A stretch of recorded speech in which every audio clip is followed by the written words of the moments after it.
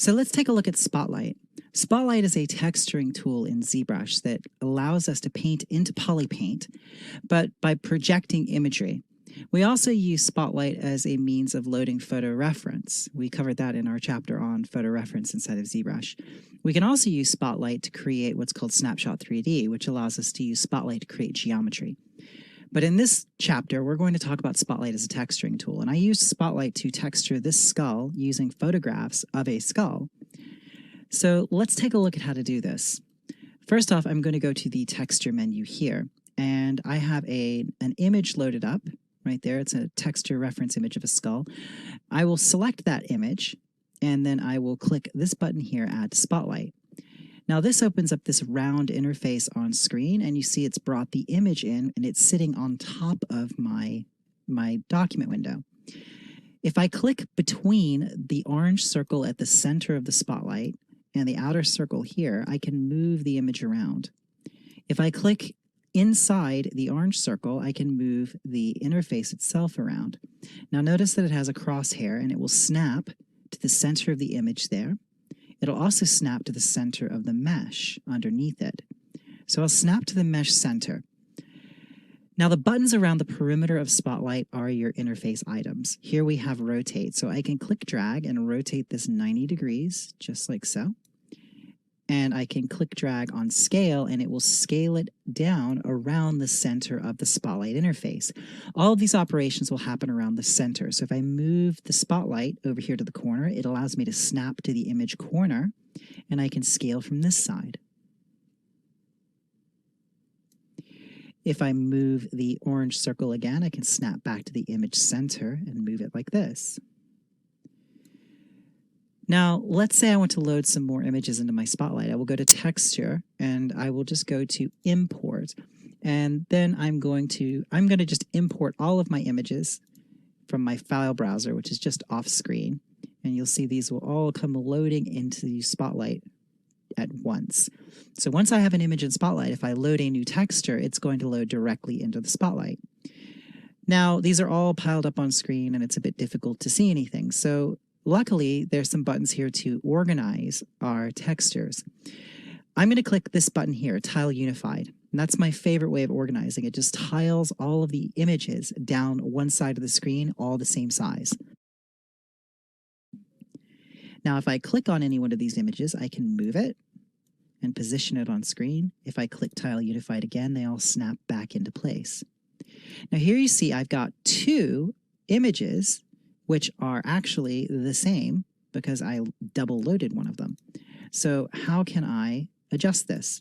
Well, what I'll do is I'll select one of the duplicates and just click the delete button, and that is now gone, and I can select this image here. You have to click on the image to select it. If I click off the images, I will move them all at one time. Now I will Tile Unified again. Now we also have Tile Selected, which will make your selected image the largest and the others unified. And we have Tile Proportional, which if you've got images of different sizes, it will tile them all at their proportions relative to one another. Now we have the ability to pin the spotlight, and we have a spotlight radius here, and we'll talk about spotlight radius in a moment when we start texturing. Here we have opacity. So if I take this image of the skull, I will snap to the center of the image. I will rotate this, and I'll hold the Shift key so I can snap my rotation by units. I'll scale it up. Now, if I want to adjust the opacity on this, I'll just click and drag the opacity slider, and that turns down the opacity on everybody. And I also have the background opacity, which I can change with this slider here. I have a fade option here that fades the image which I currently have selected. Now I have the quick select. If I turn that on and then select any of the other images, I can make the image swap out in real time with the one that I have on my screen. Turn off quick select and that behavior will no longer occur. Then I will just select these other images. We've talked about the proportional tiling and the unified tiling. Now here we have front and back. If I have two reference images, let's say I've got this image here of the back of the skull. and it's sitting in front of the skull image behind it. If I click this button, I can send it to the back. If I click the front button, it brings it to the front. If I select the image that's at the back and I click the back button, nothing will happen. But if I click the front button, it brings that image to the front. So I can easily organize the stacking of the images that I have on screen. We've already seen the delete button, and now we have duplicate, union, snapshot 3D, and frame. Now these are typically used with snapshot 3D. This is for generating geometry using Spotlight, and that's something that we talk about in a separate chapter. Moving on, we have the flip options. So I can flip, and oops, let me see. Let's go back to this one. There we go. We can flip mirror, flip mirror. I have the ability here to extend. Now, this is not quite so useful for texturing, but that is something that you will utilize when you're using Snapshot 3D. Now, tiling is quite useful. Tiling allows me to tile an image. So if I tile horizontally and tile vertically, I can take my image and then tile it. Now, this is going to be particularly useful if I've got a tileable texture. So if I go to texture import, I'll import one of my tileable texture images. So I'm just on my other screen. I've got my file browser up. I'm going to the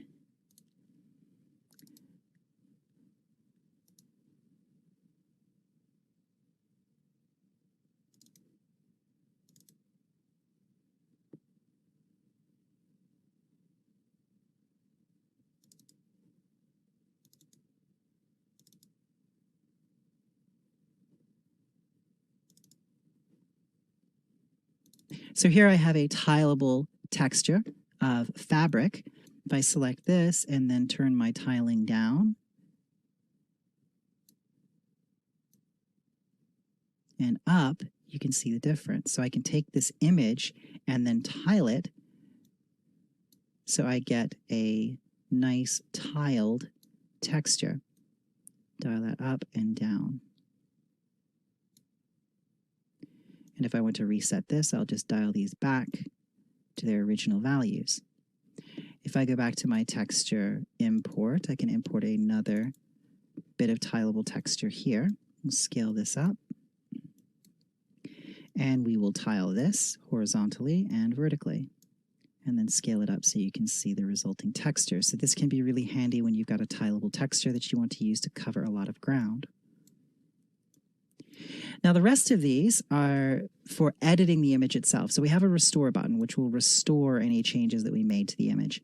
Most interestingly, though, I think we have the nudge button, or the nudge tool here. So if I were to select the image of the front of the skull, and then let's say we scaled this up, nudge allows us to use something similar to the liquify tool in Photoshop. So if I select nudge, I have a brush now. Now I can't use my space bar to change my brush settings here. I need to come up here to my draw size and change my brush settings up here. If I click and drag, I'm basically liquefying the image. Now what's happening here is, for all intents and purposes, ZBrush considers this image to be sitting on a 3D plane that you cannot see. So if I want to make really small changes, I'll press the D key as if I'm stepping up subdivision levels. And then I can take my draw size, turn it down, and I can make very small changes. So watch this small change that I've made to the bridge of the nose here. If I press Shift-D and step down, you can see that polyplane adjusting. So I can step up my subdivs if I want to give myself more geometry to work with. So let's step back down, and I want to undo the changes that I made. So I will click the nudge button and drag all the way back around, and that will reset the image to its original state.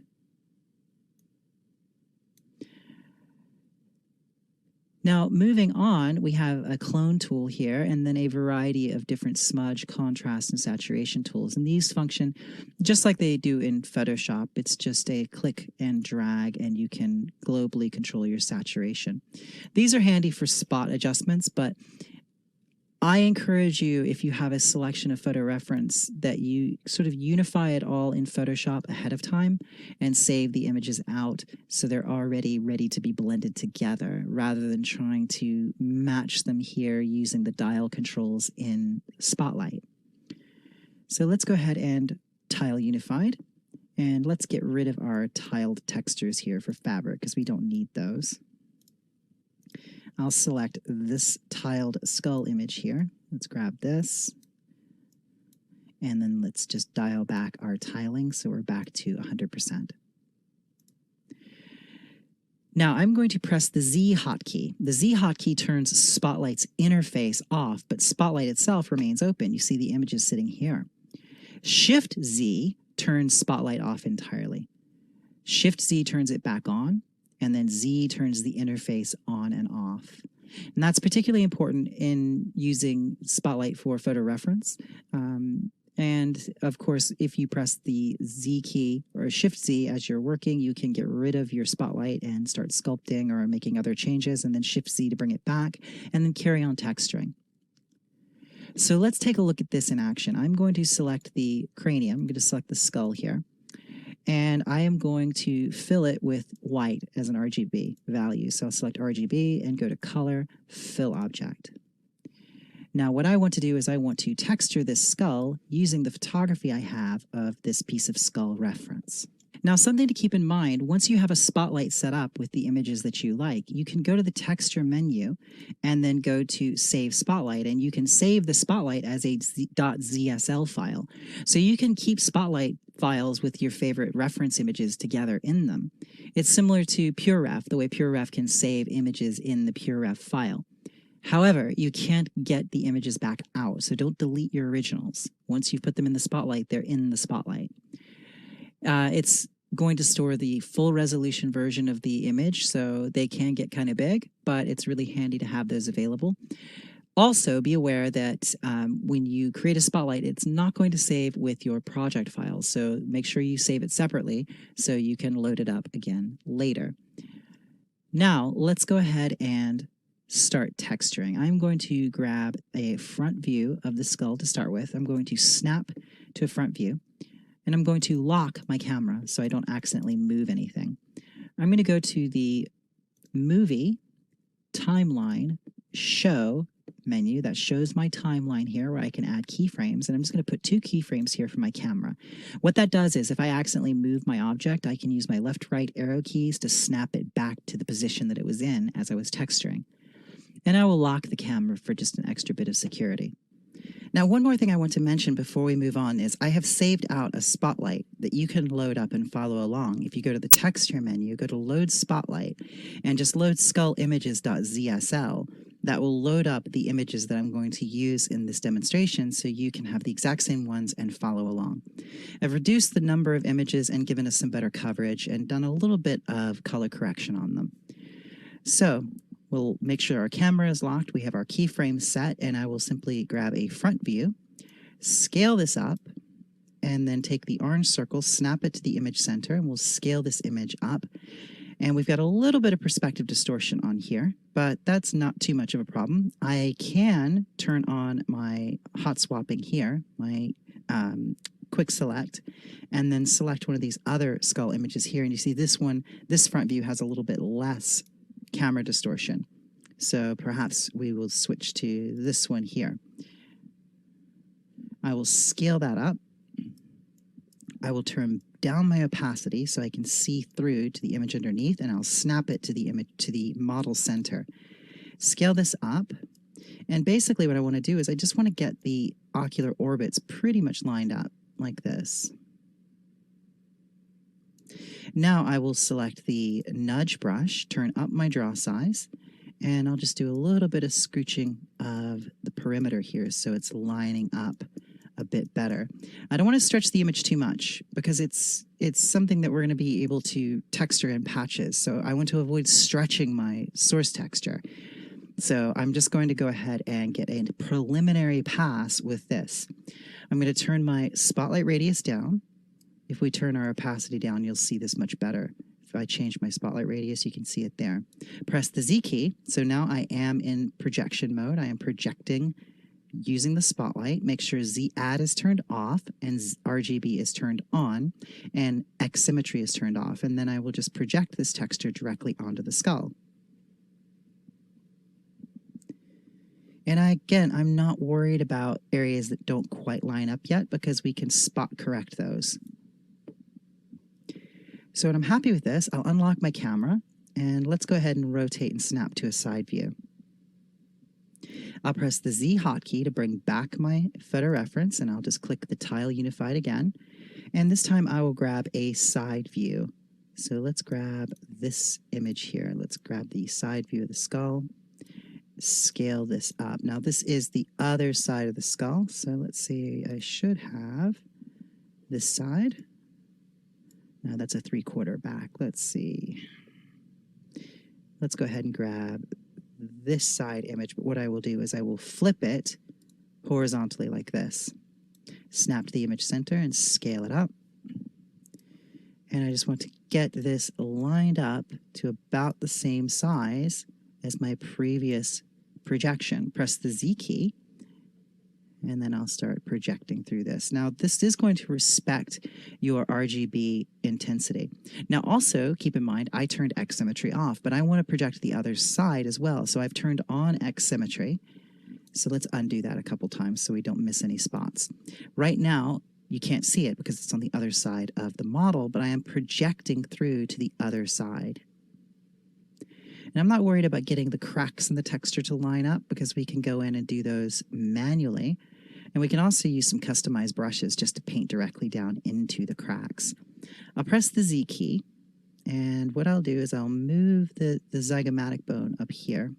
Press the Z key again, just turn my draw size down, and I'll go ahead and paint over any problem areas there on the cheekbone. Press the Z key again, move this up this way. The most important thing is to just respect your texture scale. We don't want the texture scale to get inconsistent between the pieces and parts. Those little details, we want to maintain consistency with them across the entire texture. So you don't want to scale it up so you've got poor texture for the bone, much larger in one area and smaller in another. It's going to just throw everything off and not be a good result. So we'll press Shift Z to turn off spotlight, zoom out, and there you see that we've projected both sides of the skull there. So let's rotate around to the back and let's do a back view. Now we can mask areas. If I want to protect the front of the skull, I can mask that out so I don't have to worry about accidentally projecting the back of the jaw or something like that. So let's zoom in to the back of the cranium, press the Z key, and I will go ahead and retile my images. I'm going to turn up the opacity so I can see things more clearly. And I want the image of the back of the skull. So I should have a back image right here. Pull this one out, scale this one up. Now this is a little bit of a sort of 3/4. If I wanted to add a different texture to my existing spotlight, what I'll do is I'm going to bring the size of the, or I'm going to de-maximize the ZBrush window so you can see what happens here. I'm going to go to Texture, and I'm going to go to Import while I have the spotlight open. And I'm going to pull my file browser over here so you can see it. And I want to find a nice back view of the skull here. So let's go back up a level. And let's see, I should have a direct back view.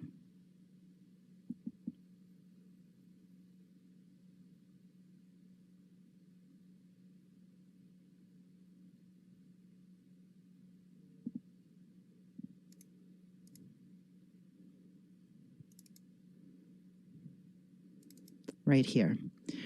Nope, that's the top of the skull. So let's go to Texture. They all kind of look like little loaves of bread when they're in minimized view. Let me go back to Import, bring this back over, and there's my back view. Now I'm just going to tile Unified again, and I'll grab that back view. Let's scale it up, and I'm going to enlarge my ZBrush interface again. I will rotate this, hold the Shift key, and you can snap your rotation, and I will scale this up. snap it to the center of the model, and just get it lined up pretty much to the same scale. Press the Z key, make sure my X symmetry is turned off, and I can project that texture right onto the back of the skull. Now I'm getting some shadowing here that I don't really want, so I'm going to press the Z key, and I can go ahead and repurpose some other pieces. Here we've got a back view as well. I'm going to go ahead and rotate this. So let's go ahead and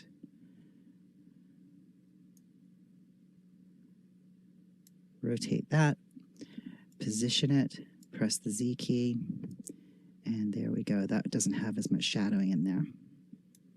Make sure my X symmetry is turned off. You see that it does give you a symmetrical texture if you keep your X symmetry turned on. So there we go. Zoom out, clear our mask. We get a nice blend between those two because those two images were color corrected together. So let's go ahead and go to our side view here. And I'm going to turn off visibility on the teeth.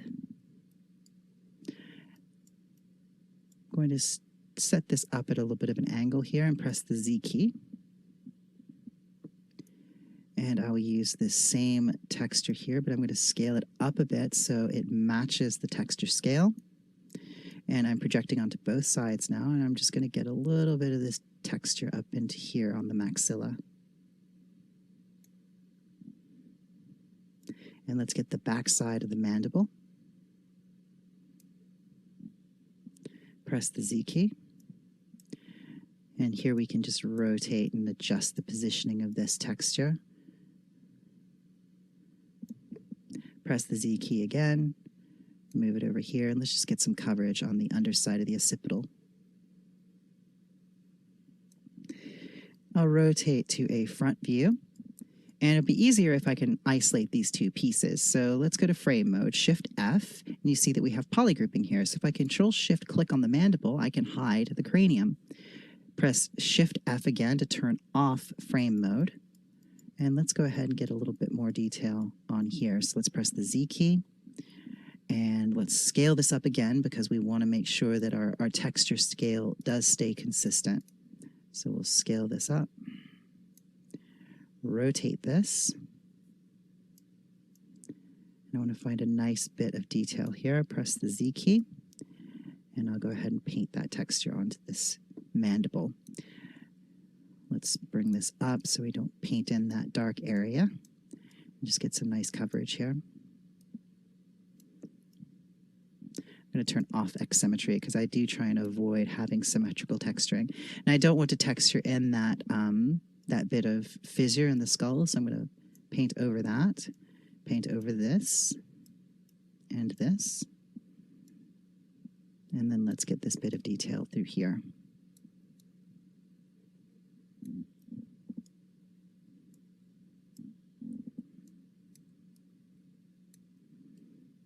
Go around to the back of the mandible so we get some coverage in here.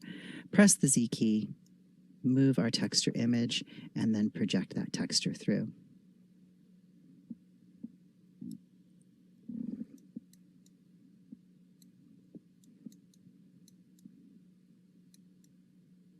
There we go.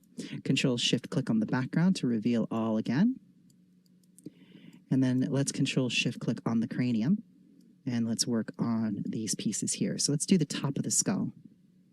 I'll go back to the Z key, Tile Unified, and I should have an image of just the very, very top of the skull right here. So let's grab this, scale it up. I'm going to make sure the quick select is turned off. I call it hot swapping sometimes because it does hot swap the image. So let's bring this up here.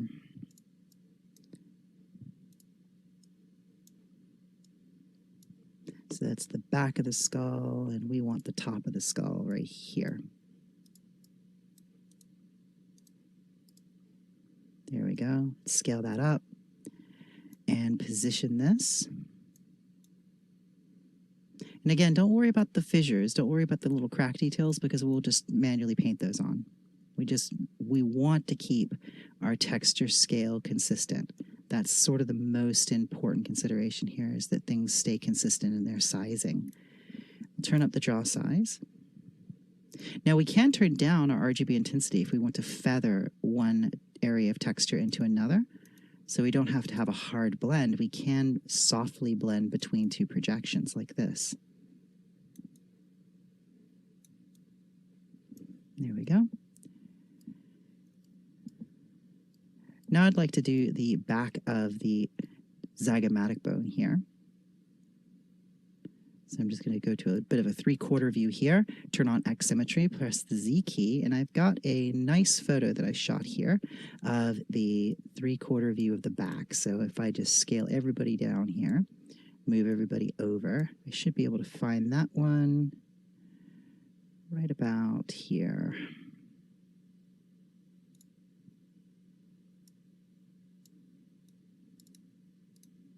Let's grab this, move that one over, and this is the one I want right here.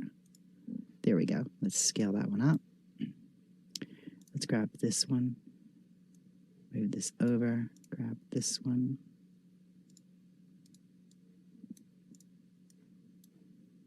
Scale this up, and I'll just flip it horizontally.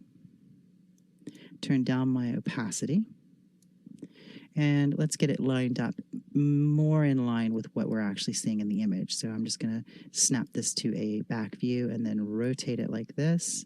Press the Z key, turn up my opacity on the image, and just check that I've got things in the right orientation.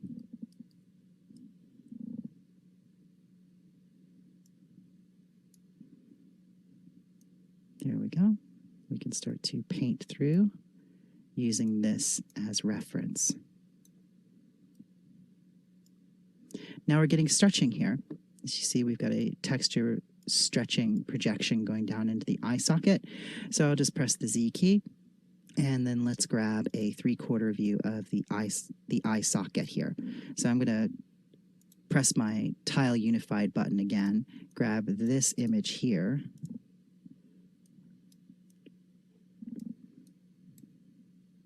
scale this up. Let's turn down our opacity. Scale it up again. Press the Z key. And here we can start to project through there. And I'll turn my RGB intensity back up because I do want to just go ahead and get that projected in there nicely. Now there are some holes down there inside the ocular orbit. So what I will do in that case is just grab a nice general texture here for the skin texture. Or not the skin texture, pardon me, the skull texture, and I'm going to paint that over those areas so we're not texturing in kind of holes that don't exist in our model. Get that. Let's move this over.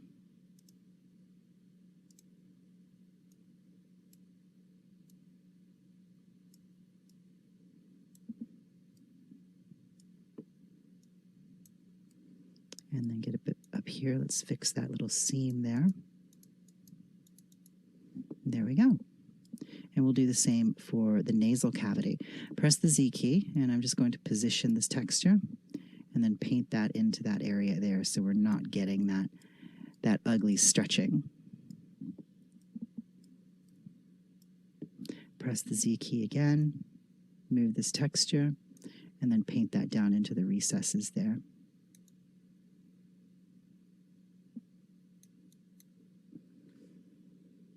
Now I want to fix these little shadow areas that have been projected onto the cheekbone. So what I will do is just rotate that so I can get a good view of those and then project directly on there. Make sure that we've got the image lined up correctly, and then we can correct those.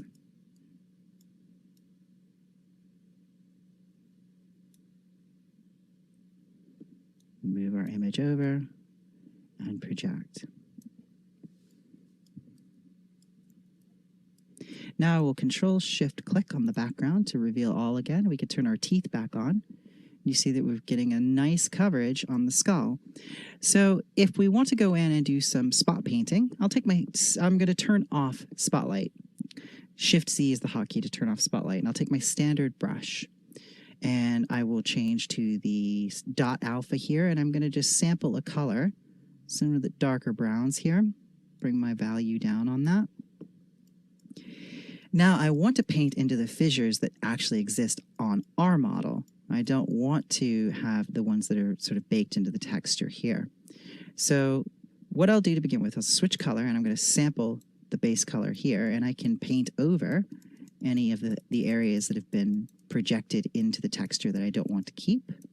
And I can just sample color directly off of the model just by clicking and dragging from the color swatch and sampling the pixels that are actually already there on the model. So I can paint over anything that we've got here that I don't want, like this bit of a fissure here. We don't want this, so we can get rid of that just by painting over it manually.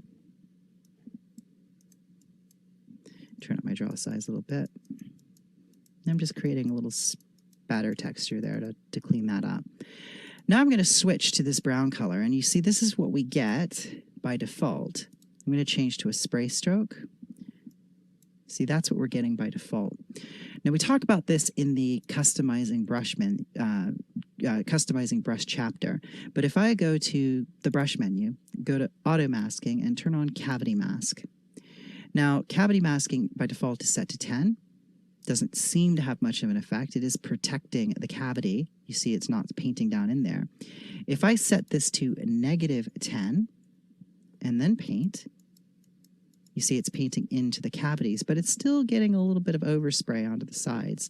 So let's turn this down even lower. Set it to -100. I'll undo that last couple of strokes. And then let's see what we get when we paint with that. Now we're getting a much better result. We're really isolating our paint strokes just down into the nooks and crannies of the sculpture.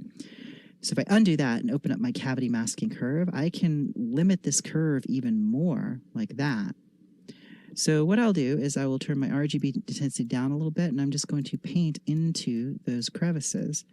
Now, I don't want to do it perfectly even, because if you do that, then you're going to find yourself, it's going to look kind of painted.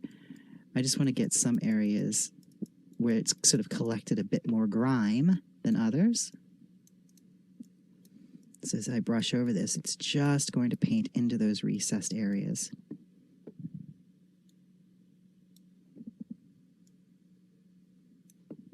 If you adjust the cavity curve here, watch what happens.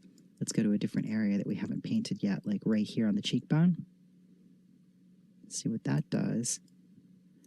So it really does give you a nice isolating brush stroke. So let's go ahead and reset this and watch what happens if we make this straight up and down like this. Then if I focal shift it over very, very tight to one side, there you can see we can really fine tune the effects of this brush. I'm going to reset this, flip it horizontally, do this. That has a similar effect to turning this back to a positive value. So basically, this curve can't override this value, or it can accentuate the effect of the value. So if I undo that, do the same stroke, see that that's now no longer painting so strongly outside of the recesses. So let's get down into that foramen there. That's the little area, a little socket that the nerve comes out of. There's one down here on the mandible as well. Let's paint into that. If I turn my brush size up, I can accentuate just some of the sculptural form by contouring down into that with my brush. Let's do the same thing here into the sockets. You see, as I'm painting into the sockets, it's isolating my stroke down into any recesses. This is the same as masking by cavity. You can just go into your masking menu under the tool menu, masking, mask by cavity, and you can mask by cavity here, but I really like having a customized brush to do this instead of relying on masking that I have to keep clearing and reapplying. So I'm going to switch color, and let's bring this up to 47, so it's painting on the high points now, and I can paint a little bit of a lighter tone on top of these areas. I'll turn up my RGB intensity so it's a little bit more visible. .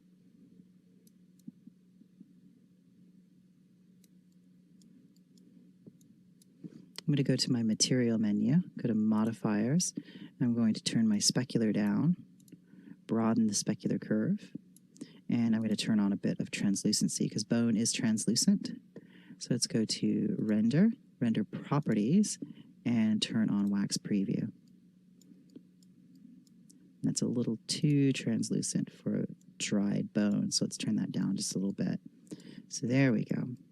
So using my lighter tone, I can go in and sort of spot highlight areas. And this is similar to what's called dry brushing, where you take a brush that's got pigment, just a little bit of pigment on the bristles, and drag it across a rough surface, and the surface, the high points of the surface will pick up that texture. So this is essentially dry brushing in ZBrush. There we go. So let's get the bottom of the skull here.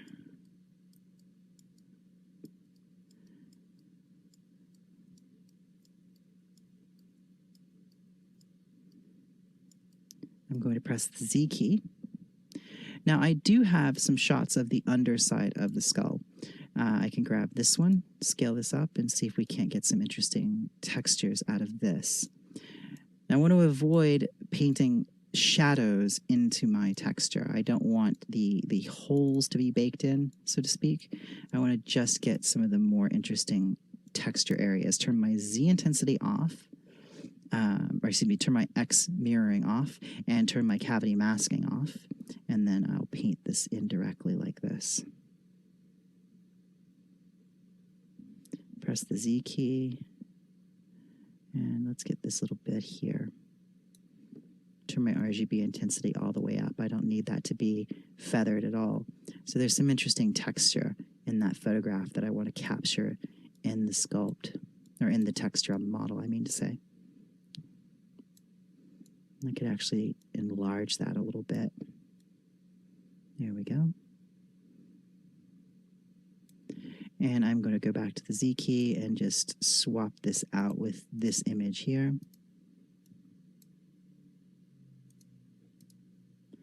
Press the Z key, and I can paint that clean bone texture in here.